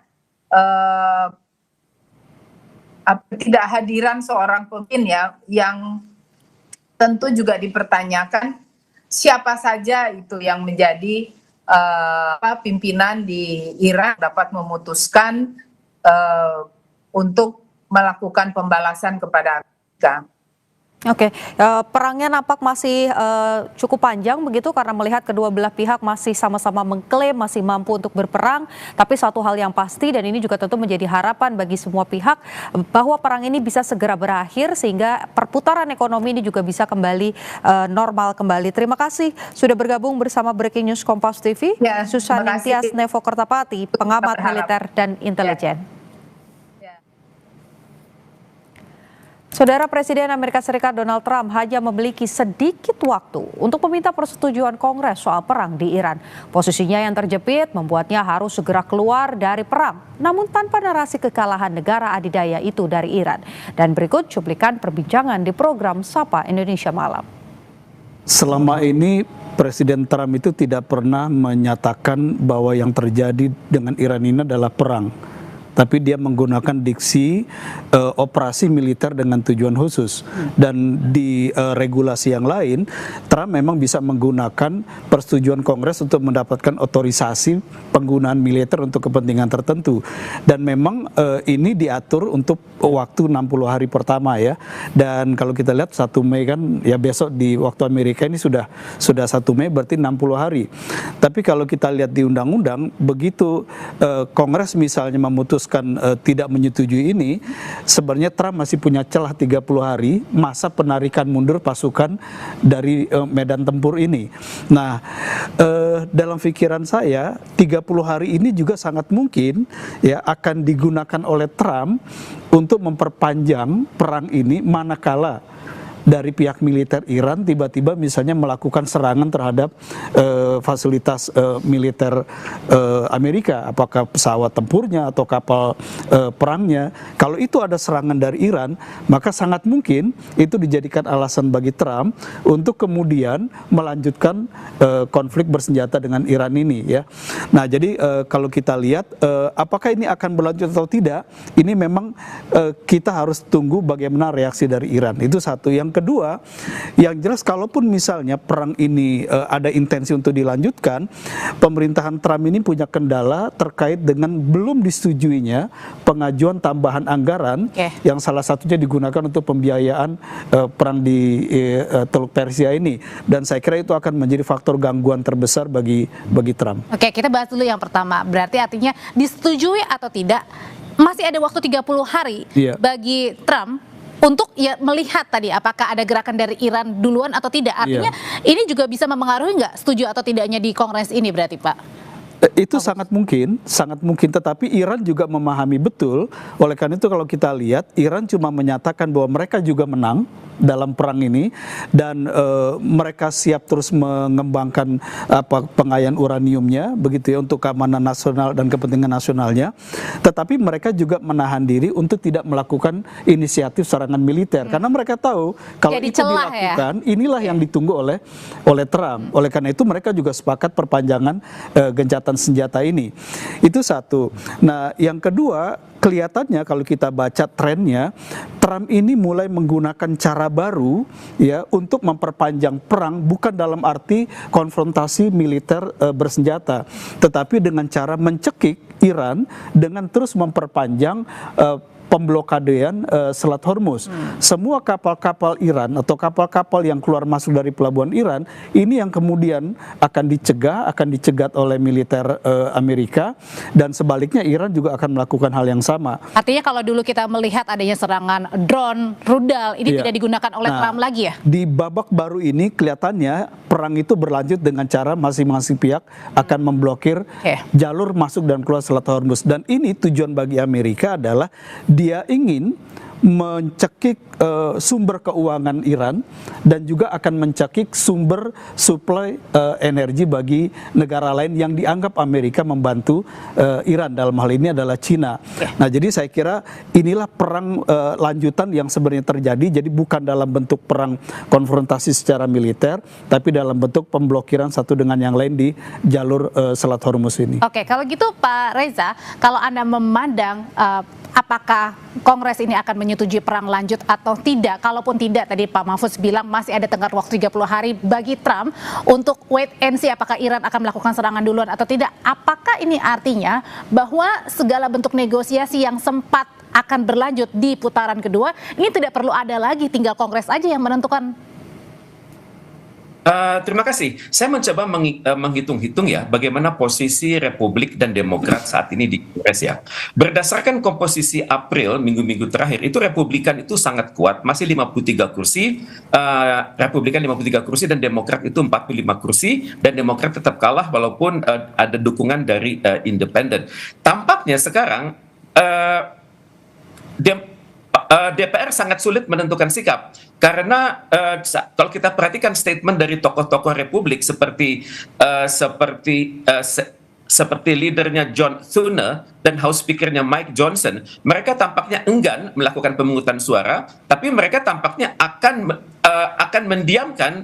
mendiamkan keadaan saat ini, sehingga nanti keadaan ini memudahkan Donald Trump untuk mengajukan 30 hari ke depan, yakni istilahnya tuh extension for unavoidable military necessity for troop safety. Jadi ini yang akan terjadi. Tadi penjelasan dari Pak Mahfud Siddiq itu sangat jelas. Jadi dalam hal ini pasti Republikan sangat tetap di atas angin, tapi dalam kondisi seperti itu tidak diizinkan Kongres DPR tidak menyatakan dengan jelas apakah akan menghentikan perang atau mengizinkan lanjutkan perang, tapi Donald Trump akan mengambil alih dengan meminta persetujuan 30 hari tersebut. Jadi ini yang tampaknya akan terjadi, dan selama 30 hari ke depan itu akan ada dua skenario saya pikir. Skenario pertama, Amerika Serikat melunak dan bernegosiasi dengan Iran karena Amerika Serikat sadar akan dampak global dari krisis ini. Kemudian juga dana dari DPR juga belum tentu turun yang 200 miliar dolar tersebut, dan juga Amerika Serikat melihat bahwa kekuatan Iran itu masih luar biasa dan didukung secara diplomasi oleh Rusia dan Cina. Dan skenario kedua, Amerika Serikat akan keras bertahap, yakni seperti yang Pak Mahfud Siddiq katakan tadi, melakukan blokade di Selat Hormuz, kemudian tetap melakukan destabilisasi atas Iran, dan untuk itu pada saat dia berpikir keras ini, dia ingin sekali menang cepat dan indah. Dan ini yang sedang ditimang-timang oleh Donald Trump, bagaimana caranya dia bisa keluar dalam waktu 30 hari ke depan.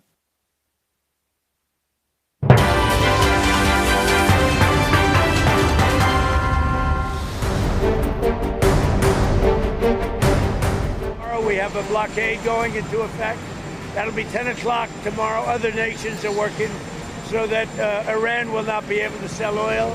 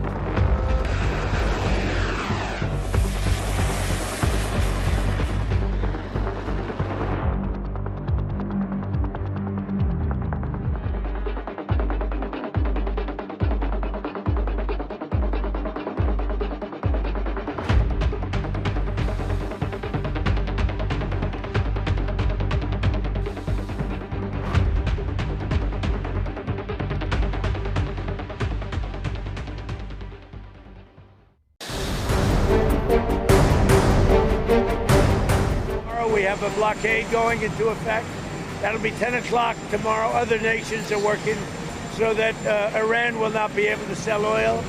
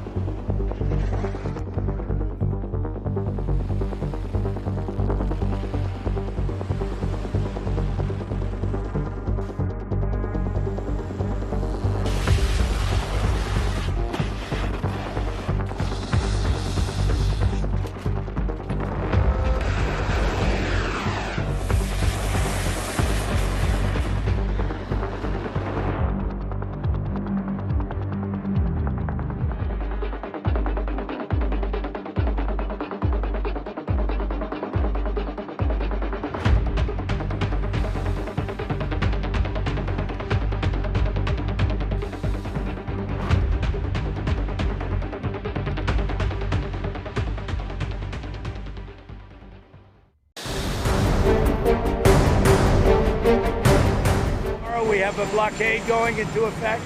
That'll be 10 o'clock tomorrow. Other nations are working so that Iran will not be able to sell oil.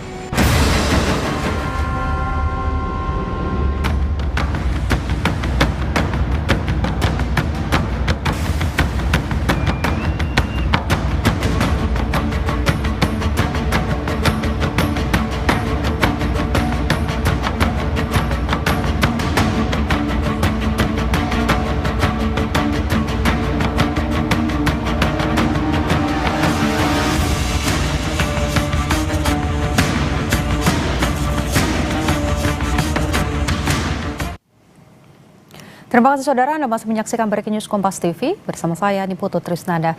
Pasukan Israel menghancurkan terowongan bawah tanah yang diduga milik Hizbullah di Lebanon Selatan. Serangan ini dilakukan di tengah gencatan senjata Israel dan Lebanon. Rekaman video menunjukkan ledakan dahsyat di Lebanon Selatan ketika pasukan Israel menghancurkan terowongan bawah tanah yang terkait dengan Hizbullah. Gambar-gambar yang dirilis oleh IDF tersebut memperlihatkan ledakan di Mazra'at Biyot El Sayyad. Ledakan diikuti oleh asap tebal yang membumbung dari tanah. Tanggal pasti pengambilan gambar tidak dapat diverifikasi secara independen pada saat publikasi.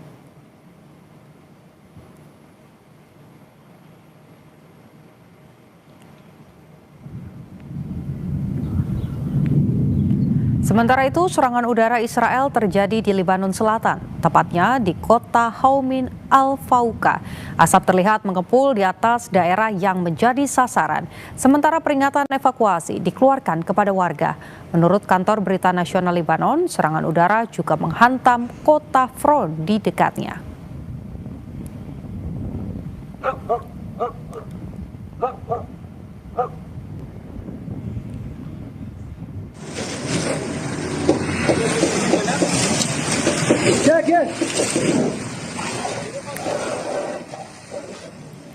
Ketegangan di perbatasan Israel-Libanon kembali meningkat setelah sebuah drone diduga diluncurkan dari Libanon menghantam kendaraan di wilayah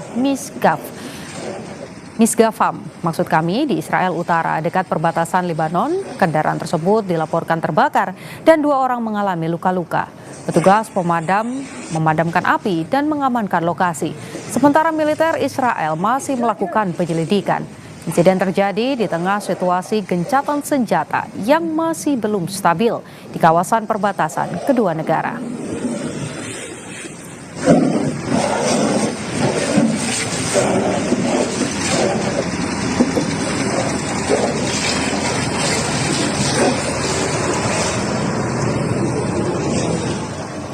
Sementara itu, saudara, pemerintah Lebanon meminta Amerika Serikat mendorong Israel untuk mematuhi gencatan senjata sepenuhnya sebelum kedua negara melanjutkan perundingan. Pemerintah Lebanon mengaku belum memasuki tahap negosiasi dan saat ini masih dalam tahap pertemuan persiapan di Washington. Menteri Informasi Lebanon, Paul Morkos, mengatakan bahwa negosiasi substantif belum dimulai dan prioritas utama saat ini adalah menghentikan permusuhan dan menjalankan gencatan senjata.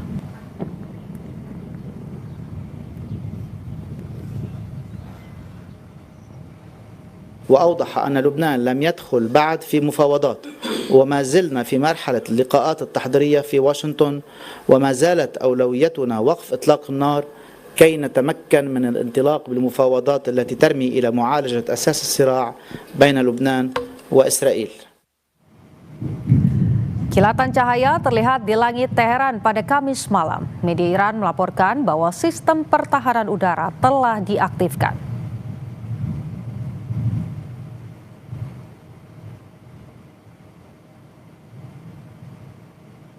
Menurut kantor berita Tasnim, suara sistem pertahanan udara yang diaktifkan terdengar di beberapa bagian ibu kota Teheran. Namun belum jelas apakah aktivitas tersebut terkait dengan latihan pertahanan atau respons terhadap kemungkinan adanya drone di atas Teheran.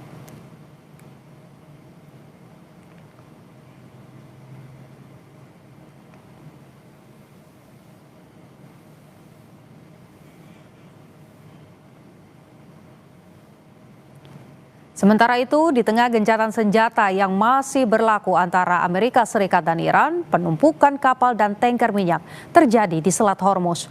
Untuk lokasi dan waktu pengambilan gambar tidak dapat diverifikasi secara independen. Namun dari visual menunjukkan sejumlah kapal kargo dan tanker minyak berhenti di Selat Hormuz. Iran telah memberlakukan pembatasan lalu lintas melalui Selat Hormuz, sementara pasukan Angkatan Laut Amerika Serikat mempertahankan blokade terhadap pelabuhan-pelabuhan Iran.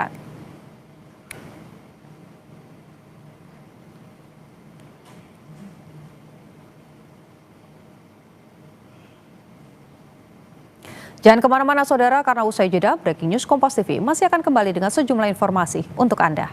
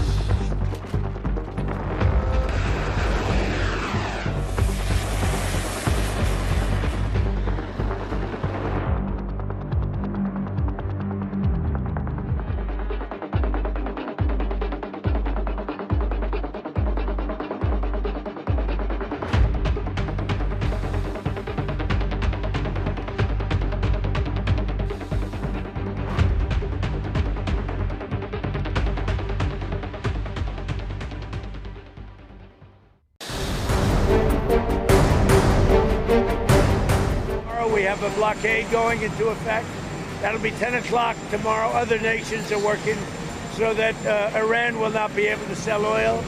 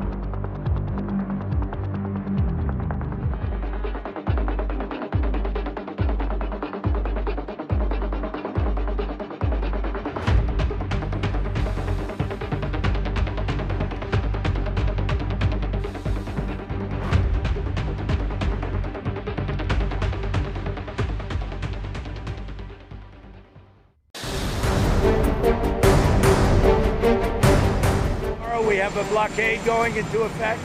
That'll be 10 o'clock tomorrow. Other nations are working so that Iran will not be able to sell oil.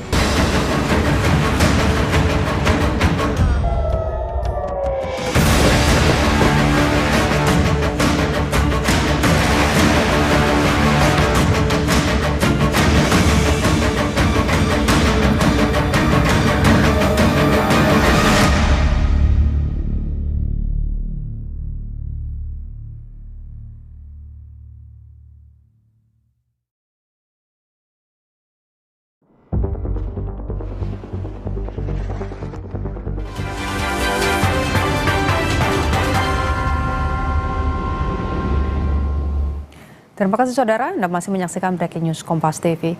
Saudara, mandeknya negosiasi Amerika Serikat dengan Iran yang berkepanjangan membuat pemimpin tertinggi Iran justru semakin meneguhkan posisi Iran dengan memberlakukan hukum baru di Selat Hormuz. Namun di sisi lain, posisi Trump kini semakin terpojok dalam Kongres.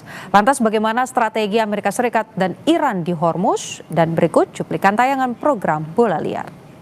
Amerika Serikat dan Iran ini sama-sama sebenarnya saat ini sedang dikejar waktu. Amerika Serikat ini dikejar waktu karena urusan tekanan politik dalam negeri, lalu kemudian kenaikan harga dari bidang energi. Sementara Iran ini sekarang juga secara ekonomi sudah cukup terdesak nih. Karena Iran ini merugi sekitar 435 juta USD per hari, dan kalau diakumulasikan sekitar 13 miliar USD per bulannya. Itu kan jumlah yang sangat besar. Nah, saya rasa di sini baik Trump maupun Khamenei ini berusaha untuk melakukan yang namanya menaiki escalation ladder. Dua-duanya berusaha untuk meningkatkan tingkat dari agresivitas masing-masing untuk bisa mendapatkan daya tawar yang lebih atau leverage di dalam perundingan tersebut. Saya rasa di sini sebenarnya dari Iran ini sendiri posisinya menjadi semakin keras karena dia tahu bahwa ya ketika dia kemudian mundur, ini kan existential threat untuk mereka dan tidak mungkin mereka akan. Jadi ini kalkulasi yang matang menurut Anda? Bukan hanya retorika? Betul, karena menurut saya di sini Iran ini berusaha untuk melakukan protracted war. Dia berusaha untuk membuat perangnya semakin panjang sehingga kemudian daya tawar Iran semakin tinggi. Yang ingin dicekik oleh Amerika sekarang ini adalah kemampuan elit Iran, dalam hal ini IRGC, begitu ya, untuk terus-menerus mempertahankan dominasinya di masyarakat. Intinya kalau mereka tidak bisa jual minyak, ya kan nggak ada uang. Kalau nggak ada uang, gimana caranya mereka bisa mempertahankan elitnya di bawah? Dan ada satu lagi problem yang lebih besar yang dihadapi oleh Iran. Tadi sempat disebutkan, ini bukan hanya soal mereka pompa minyak dialirkan, apakah lewat laut atau sekarang dicoba lewat darat secara ya rahasia begitu ya. Kalau itu mereka tidak berhasil lakukan, itu ada analisa yang menyatakan antara 12 sampai 24 hari ke depan, kalau itu tidak dialirkan secara maksimal, itu sumurnya rusak. Dan itu hampir ribuan jumlahnya atau separuh dari sumur minyak yang ada di Iran itu bisa rusak. Kalau rusak ya kemampuan Iran untuk membiayai seluruh kekuatan ekonominya itu kan akan jadi terganggu. Sejauh mana mereka bisa bertahan dengan blokade berkepanjangan dari Trump? Saya rasa ini saat ini adalah sulit gitu. Tadi sudah dikatakan Bung Riko bahwa kalau dia punya minyak tidak bisa dialirkan, dia akan terjadi masalah gitu. Ya tentu saja saat ini adalah perang narasi ya, bahwa mereka itu bertahan. Jadi kita tidak tahu bahwa mereka harus memberikan suara yang keras dengan mendapatkan simpati dunia. Dan saya rasa dunia memberikan simpati kepada Iran gitu. Nah itu yang harus dimenangkan oleh mereka gitu. Siapa yang akan jatuh dengan karma minyak ini? Nah ini kan saya kira menarik ya. 93 Soviet itu jatuh juga karena minyak. Apa yang terjadi? Soviet hancur itu karena Amerika dan Saudi menjatuhkan nilai minyak itu sampai di bawah 32 US barrel.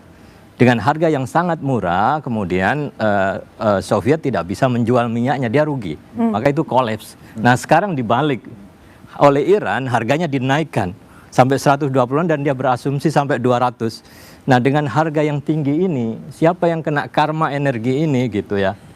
Apakah Eropa, Amerika, atau kemudian Iran yang sudah biasa hidup susah begitu ya? Atau Rusia, ya Rusia juga semakin kuat posisinya ketika minyaknya semakin tinggi gitu. Dulu dia hancur karena terlalu rendah. Rusia dan Cina tidak mau eskalasi di Timur Tengah ini meledak, ya. Tetapi mereka juga berharap secara strategis bahwa kemampuan Amerika tuh terpecah, berkurang karena konflik ini. Gitu. Sama seperti mereka juga tidak mau Iran punya senjata nuklir, tapi mereka juga tetap mendukung Iran jadi di batas itu. Breaking News Kompas TV saudara akan kembali usai jeda.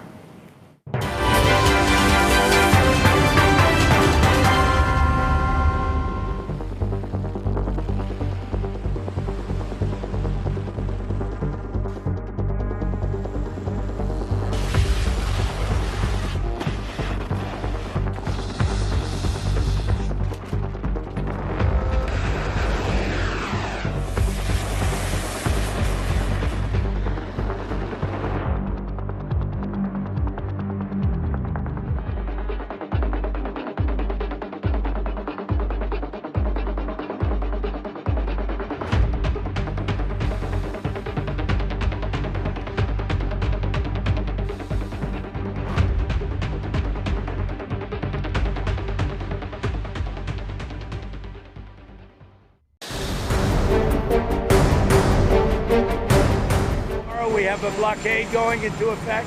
That'll be 10 o'clock tomorrow. Other nations are working so that Iran will not be able to sell oil.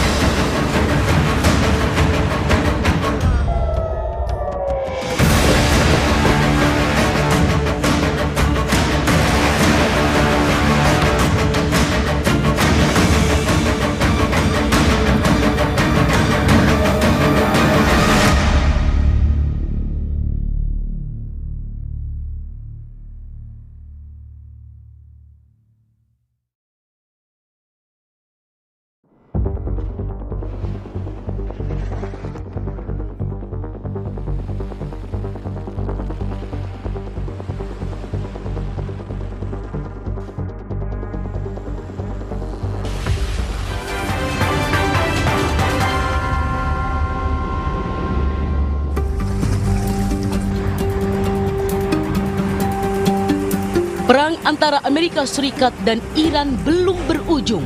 Kedua belah pihak belum menemui kesepakatan di masa gencatan senjata yang tak menentu. Di tengah ketidakpastian itu, Presiden Amerika Serikat Donald Trump mendapat tekanan dari dalam negeri.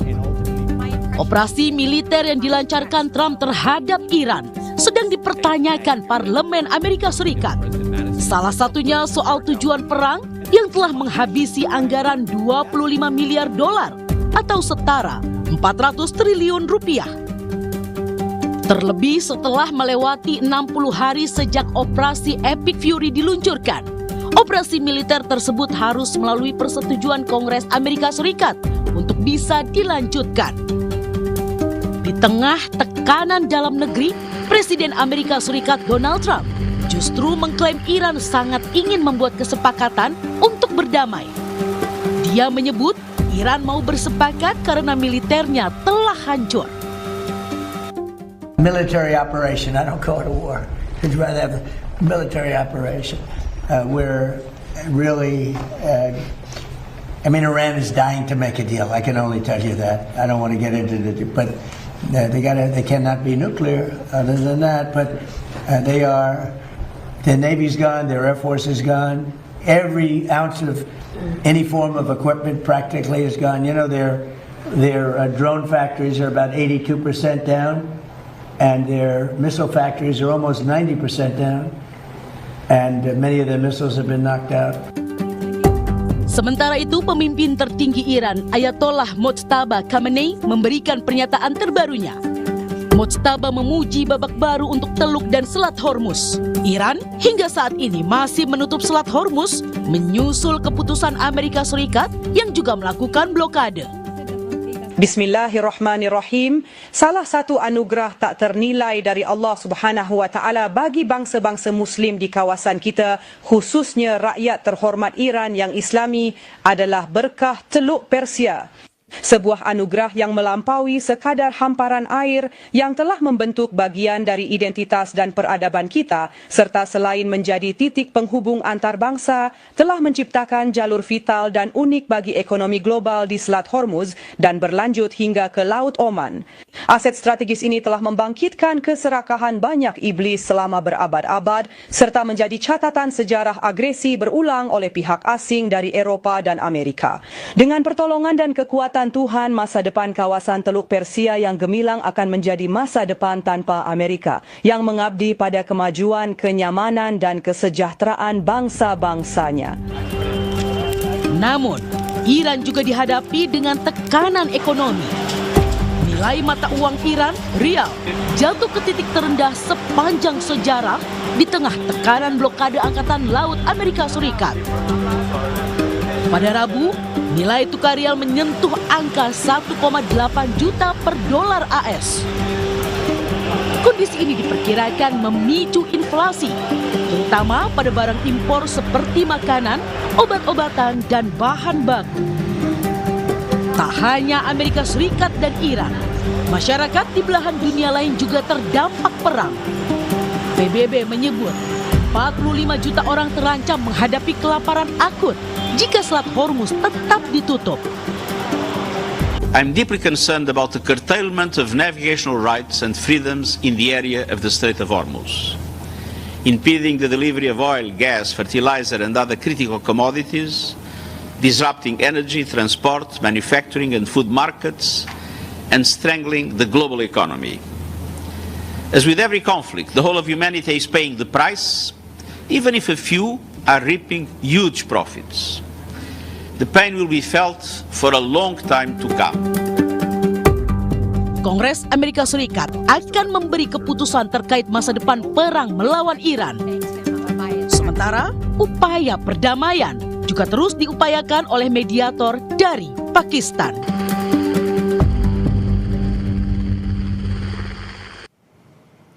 Departemen Kehakiman Amerika Serikat merilis video yang menunjukkan aksi tersangka penembakan Presiden Amerika Serikat Donald Trump sebelum ditangkap.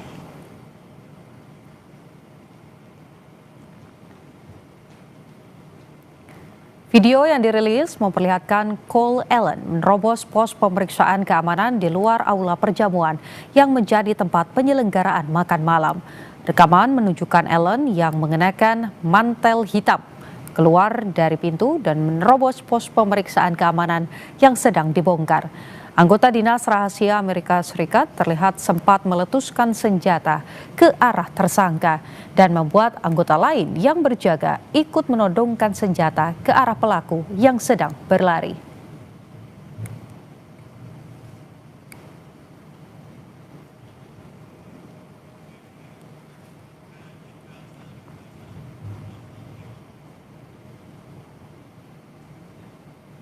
Dalam video lain, saudara, terekam peristiwa 1 hari sebelum penembakan terjadi. Tersangka Allen pada 24 April 2026 terlihat memeriksa hotel, berjalan ke pusat kebugaran tempat ia berbicara dengan seorang anggota staf dan berjalan kembali ke pusat kebugaran hotel. Tersangka pelaku sendiri diketahui sebagai guru berusia 31 tahun dari California dan selama ini dikenal tidak memiliki catatan kriminal.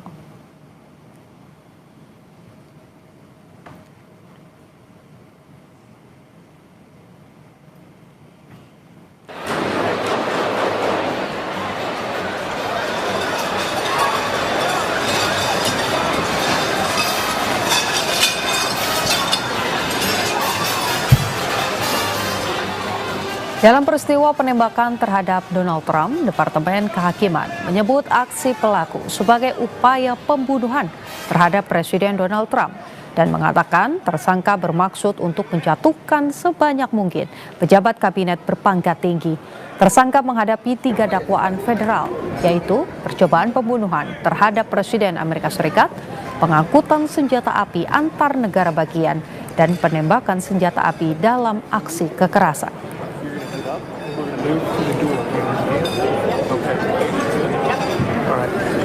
Katie, do you have all your stuff? Yep, I'm fine. Go.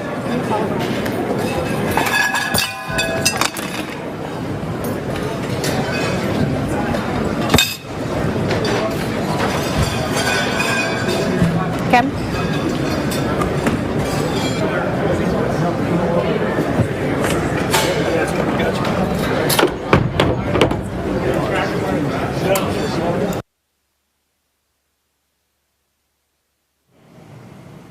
Breaking news Kompas TV usai, saudara. Namun informasi lainnya mengenai eskalasi konflik di Timur Tengah antara Amerika Serikat, Israel, dan juga Iran masih akan terus disampaikan dalam program-program Kompas TV lainnya, termasuk salah satunya yang akan tayang sesaat lagi dalam program Kompas Petang. Saya Niputu Trisnanda, saudara. Terima kasih. Sampai jumpa.